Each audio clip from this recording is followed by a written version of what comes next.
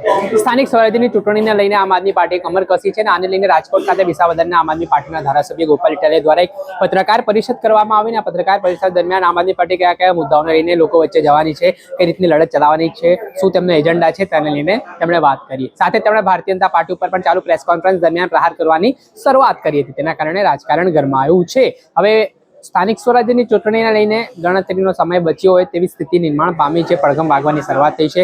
ઉમેદવારો પણ પોતપોતાની રીતે હવે તમામ રાજકીય પાર્ટીઓમાં ટિકિટો કેવી રીતે મળે તે માટેના તેમણે એડી ચોટીના જોર લગાવવાની પણ શરૂઆત કરી છે. અને આના જ ભાગરૂપે આજે જે આમ આદમી પાર્ટી ખાતે જે આમ આદમી પાર્ટીના વિસાવદરના ધારાસભ્ય છે ગોપાલ ઇટાલિયા, તેમણે શું વાત કહી રાજકોટ પહોંચીને તે સાંભળો. પહેલા તો આજે આપણા ઈષ્ટદેવ ભગવાન શ્રી રામચંદ્રજી મહારાજના પ્રાગટ્ય દિવસ છે, એટલે રામનવમીની સૌને હું શુભેચ્છાઓ પાઠવું છું. સૌને મારા જય સિયારામ. આજે મહત્વના બે વિષયો ઉપર ગુજરાતભરની જનતાનું ધ્યાન દોરવાનું છે. ગઈકાલે વિધાનસભામાં મારો એક તારાંકિત પ્રશ્ન હતો. પ્રશ્ન ક્રમાંક 68થી મેં એક પ્રશ્ન પૂછ્યો હતો અને ગૃહમંત્રીએ મને લેખિતમાં જવાબ આપ્યો. જોકે એની વિધાનસભામાં ઊંડાણપૂર્વક ચર્ચા ઊભા થઈને જે કરવાની હોય એ નથી થઈ શકી સમયના અભાવે, પરંતુ જવાબ જે આવ્યો એ ચોંકાવનારો છે. મેં એવું પૂછ્યું હતું કે અમદાવાદ અને સુરત જિલ્લામાં આખામાં કેટલા લોકોએ સ્વરક્ષણ હથિયારનું લાયસન્સ લીધું છે પોતાના માટે, સિક્યુરિટી ગાર્ડ કે પાક રક્ષણ કે અન્ય કોઈ લાયસન્સની વાત નથી કરી, માત્ર માણસ પોતે કમરે લટકાવવાની રિવોલ્વરના લાયસન્સો કેટલા લોકોએ લીધા છે. અને મને સરકારે આશ્ચર્યજનક આંકડો આપ્યો કે અંદાજે સુરતની અંદર 2900 લોકો અને અમદાવાદમાં 5100 લોકો, એમ કુલ મળીને લગભગ 8000 લોકો પાસે હાલમાં રિવોલ્વરના લાયસન્સ છે. અને 1000 અંદાજે 1000 કરતાં પણ વધુ લોકોએ નવા હથિયારો મેળવવાની અરજી આપી છે. અને આ જે કાંઈ 8000 લોકો પાસે હથિયારો છે એ 8000 લોકોએ સરકારને એવી અરજી આપી હોય કે મારા જીવને જોખમ છે, મારા મિલકતને જોખમ છે, મારા ઉપર ભય છે, માટે મને બંદૂક આપો. સરકારે એને મંજૂરી આપી તો જ એની પાસે હથિયાર આવ્યું. આ આંકડો ખાલી સુરત અને અમદાવાદ બે જિલ્લાનો છે. રાજકોટ, મોરબી, ભાવનગર, જામનગર એનો આંકડો તો હજુ બાદ. આ આંકડો એવું બતાવે છે કે ગુજરાતના જે કોઈ પણ સુખી સંપન્ન લોકો છે એમને ગુજરાતની પોલીસ ઉપર કોઈ ભરોસો નથી, કાયદો વ્યવસ્થા ઉપર ભરોસો નથી, સરકાર ઉપર કોઈ ભરોસો નથી.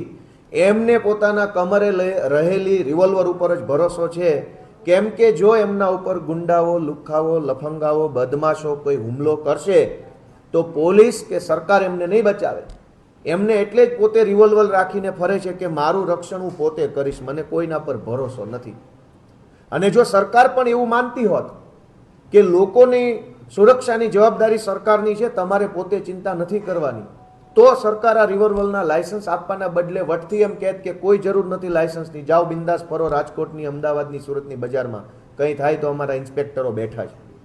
પણ સરકારે બાંહેધરી આપવાના બદલે લાયસન્સ આપી દીધું કે તમે તમારું કરો પોતે.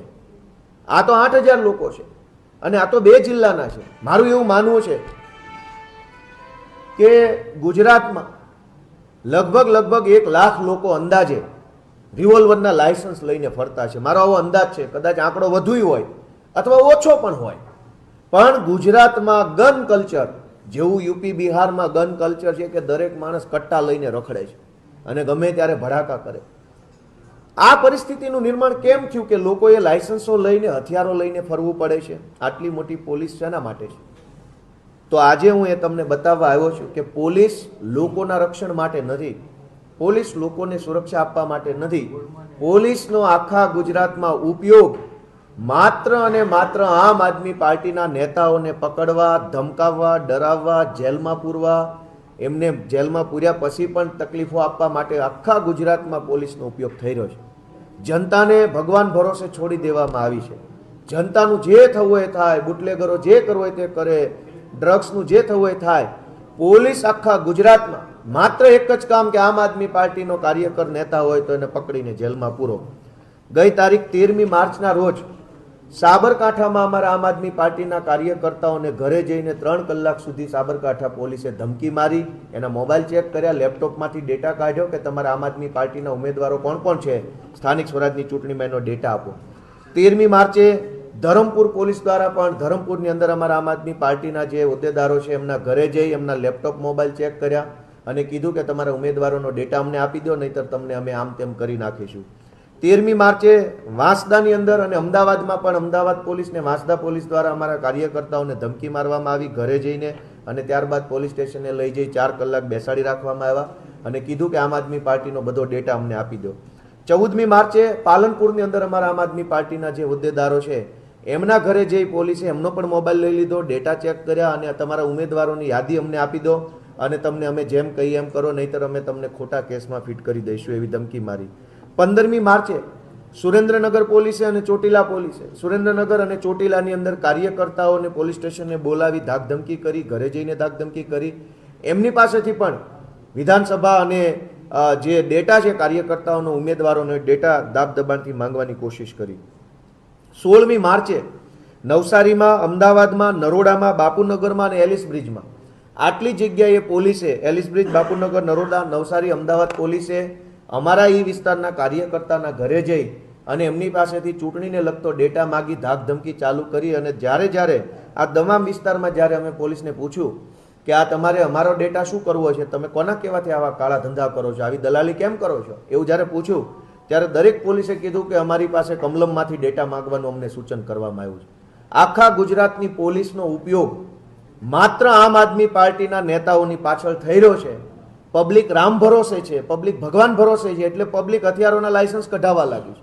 આ પરિસ્થિતિ ગુજરાતની થઈ છે. 17 તારીખે મોડાસા પોલીસે અને 24 તારીખને રાત્રે 2 વાગે અમદાવાદની અંદર અમારા આગેવાન અમજદભાઈ છે એમના ઘરે એસઓજી પોલીસ, મહિલા પોલીસ બધા ઘરમાં ઘૂસી ગયા અને સવાર સુધી ગાળીગલોચ કરીને એમની પાસેથી ડેટા કઢાવવાની કોશિશ કરી. આમ છેલ્લા 15 દિવસથી જોવો તો ગુજરાતના લગભગ જિલ્લા તાલુકાઓમાં એક સરખા પ્રકારે પોલીસે અમારા કાર્યકર્તાઓને પકડી, હેરાન કરી, ગાળીગલોચ કરી, ધાકધમકી કરી, ખોટી એફઆઈઆર કરી. આમ આદમી પાર્ટીના ઉમેદવારો કોણ છે સ્થાનિક સ્વરાજમાં, કોર્પોરેશનમાં, નગરપાલિકામાં એનો ડેટા કઢાવવાની કોશિશ કરી અને કમલમ સુધી આ ડેટા પહોંચાડવા માટે દલાલો બની, ગુલામો બનીને કામ કર્યું છે. ગઈકાલે સુરેન્દ્રનગરના અમારા કોળી સમાજના આગેવાન અતુલભાઈ વેગડ વર્ષોથી ત્યાં કામ કરે છે, સમાજ સાથે સંકળાયેલા છે, પાર્ટી સાથે જોડાયેલા છે, એમને પોલીસે બોલાવી અને સુરેન્દ્રનગરના એસપીએ એની ચેમ્બરમાં બોલાવીને 2 લાફા મારી લીધા અને કીધું કે જ્યાં તારી જ્ઞાતિને જઈને કહી દે છે, બહુ વાયડી ના થશો તો ટાંટિયા ભાંગી જશે. આવું સુરેન્દ્રનગરના એસપીએ અમારા કોળી સમાજના આગેવાન અતુલ વેગડને કીધું ગઈકાલે.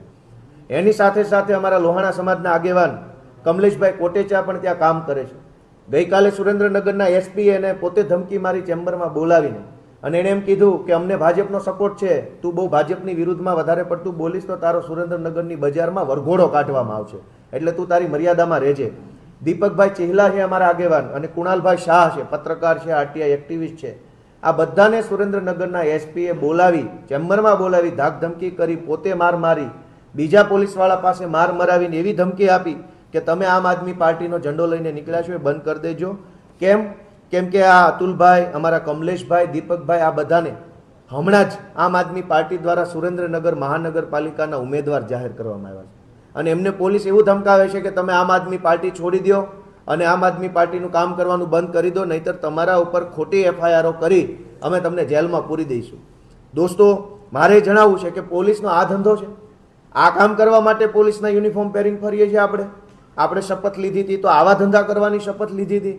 આખા ગુજરાતની પોલીસ અત્યારે જનતાને રામ ભરોસે મૂકી, જનતાને ગુંડાઓના હવાલે કરી દઈ, જનતાને બુટલેગર, માફિયા, તોડબાજોના હવાલે છોડી દઈ, માત્ર ને માત્ર એસપી, આઈજી લેવલના, ડીવાયએસપી લેવલના અનેક અધિકારીઓ માત્ર ને માત્ર રોજ જાગીને આમ આદમી પાર્ટીના કાર્યકર્તાઓની પાછળ પડ્યા છે. મેં તમને ડેટા આપ્યો અને જનતા હથિયાર લાયસન્સો લઈ રહી છે.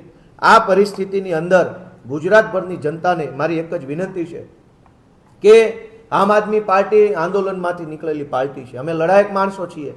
કોઈ એસપી આઈજીને દમદાટીથી બી જવાવાળા અમે નથી. અને જે એસપી આઈજી ભાજપની દલાલી કરે છે એને જોઈ લઈશું, શુદ્ધ ગુજરાતીમાં જોઈ લઈશું. એ કોઈ ટેન્શન નથી. સમય બદલાશે ત્યારે મોઢા હંતાડતા નહીં આવડે જે લોકો આજે ભાજપની દલાલી કરે છે એમને. પણ સવાલ એ છે કે જો પોલીસ ભાજપની દલાલ બનીને કામ કરે અને જનતાને ગુંડાઓના હવાલે સોંપી દેવામાં આવે, ગમે ત્યારે ખૂન થઈ જાય, ગમે ત્યારે અહીં રાજકોટમાં એક વેપારીની હમણાં હત્યા કરી નાખી થોડાક દિવસ પહેલા, ખુલ્લેઆમ છરીઓ મારી દેવામાં આવે છે તો પોલીસ કંઈ નહીં કરે. અને આ પરિસ્થિતિમાં જનતા હવે પોતે હથિયારોના લાયસન્સ લેવા લાગી છે. એનો ડેટા મને ખુદ ગૃહમંત્રીએ આપ્યો છે. ત્યારે એક જ વિનંતી છે કે આ સ્થાનિક સ્વરાજની ચૂંટણી ભાજપ એક યુદ્ધની જેમ લડવા જઈ રહી છે, ત્યારે અમે પણ આ યુદ્ધ માટે તૈયાર છીએ. જનતાને વિનંતી છે કે આ યુદ્ધની અંદર સત્ય, ન્યાય, નીતિનો સાથ આપે, ઝાડુનો સાથ આપે, આમ આદમી પાર્ટીનો સાથ આપે.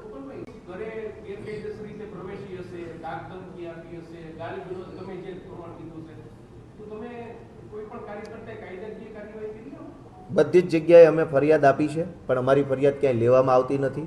પોલીસે સ્પષ્ટ કીધું છે કે અમને ઉપરથી કમલમમાંથી ભાજપનો આદેશ છે કે ભાજપ આમ આદમી પાર્ટીના કાર્યકર્તાઓને ડરાવો, ધમકાવો ને એના ઉમેદવારનો ડેટા કઢાવી લો. અમે ફરિયાદ આપીએ છીએ. હવે ચોરને જ તે ન્યાયની ફરિયાદ આપવાની. બિલકુલ, કોર્ટે છે, એ ચાલુ છે પ્રોસેસ, એ કરશું. અમારા ધરમપુરમાં, વાંસદામાં, પાલનપુરમાં, સુરેન્દ્રનગર, ચોટીલા, નવસારી, નરોડા, આટલી જગ્યાએ અમારા જે કંઈ કાર્યકર્તાઓને હેરાન કર્યા છે એમાં અમે પોલીસની વિરુદ્ધમાં ફરિયાદ આપવા માટે સૌથી પહેલાં પોલીસમાં રજૂઆત કરી છે. આગળના દિવસોમાં જો પોલીસ સ્ટેશનેથી વ્યાજબી જવાબ લેખિતમાં નહીં મળે તો અમે એના માટે કોર્ટમાં પણ જવાના, કેમ કે આ બધી જ ઘટના હજુ હમણાં જ બનેલી છે, ચાલુ જ છે. તમે હમણાં કીધું કે ગૃહમંત્રીએ મને ડેટા આપ્યો, બિલકુલ, મેં વોટ્સએપમાં નાખ્યા છે, બધાના વોટ્સએપમાં મળી જશે. કેટલા લાયસન્સ ઇસ્યુ થયા છે? અંદાજે 8,000 કરતાં વધુ લાયસન્સ 2 જિલ્લામાં છે અને 500 કરતાં પણ નવા લાયસન્સોની અરજીઓ થઈ છે. અને એ તો ખાલી 2 જિલ્લાનો આંકડો છે. ગુજરાતમાં તો 33 જિલ્લાઓ છે. 2માં 8,000 હોય તો 4માં 8 દુ 16,000 થઈ જાય, તો 16 જિલ્લામાં કેટલા થાય? ખાલી રેન્ડમ આંકડો પકડીએ લોજિકથી તો પણ ખૂબ મોટી સંખ્યામાં ગુજરાતના લોકો હથિયાર લાયસન્સો લઈને ફરવા લાગ્યા છે. કેમ કે લોકોને ખબર છે કે અમને કંઈ તકલીફ પડશે તો પોલીસના ભરોસે રહેવાય એમ નથી, પોતાની સુરક્ષા સૌએ જાતે જ કરવી પડશે. ગોપાલભાઈ, કેજરીવાલ અત્યારે ગુજરાતના પ્રવાસે છે. દિલ્હીના એક મંત્રીએ શીશ મહેલ બતાવીને કેજરીવાલને રહેમાન ડકેત એવું ઉપમા આપી છે, શું કહેશો? આપણે સત્તામાં બેઠા છીએ તો આપણને જનતાએ કામ કરવા માટે મૂક્યા છે, ગાળી ગલોચ કરવા માટે નહીં. ભાજપના નેતાઓને વિનંતી છે, માંડ માંડ સત્તામાં આવ્યા છો તો 4 સારા કામ કરો તો બીજી વાર આવશો, નહીંતર પાછા ફેંકાઈ જશો.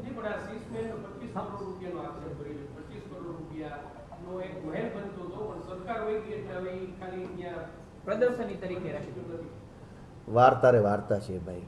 અહીંયા ભાજપના કોર્પોરેટરોએ 100 કરોડનું કરી નાખ્યું છે અને તમે મુખ્યમંત્રી ઉપર 25 કરોડના આરોપ લગાવતા શરમ નહીં આવતી? અહીં ભાજપમાં જે રાડાના મકાનો છે, જે સરકારી મકાનો, એમાં ભાજપના કોર્પોરેટરોએ કેટલા કરોડનું કરી નાખ્યું રાજકોટમાં જ.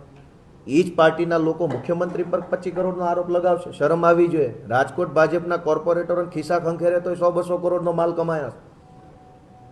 ખાલી કોર્પોરેટર લેવલના માણસો 100-200 કરોડની કાળી કમાણી કરી લેતા હોય, મુખ્યમંત્રી પર 25 કરોડનો આરોપ લગાવતા હોય તો એનો મતલબ સમજી લો કે અરવિંદ કેજરીવાલ દેશના સૌથી કટ્ટર ઈમાનદાર વ્યક્તિ છે, હતા ને રહેશે. ને તો હવે તો કોર્ટમાંથી જજમેન્ટ આવેલું છે, કોર્ટે કહી દીધું કે નિર્દોષ માણસ છે, પછી ક્યાં કોઈ આરોપની વાત રહી? એમની રહેમાન ડકેત આ શબ્દ પ્રયોજવો, હવે જેણે પ્રયોજ્યો એ ભાઈ એના પોતાના પરિવારમાં જે રીતની એને પાલન પોષણ થયું હોય એ પ્રકારના શબ્દો વાપરે.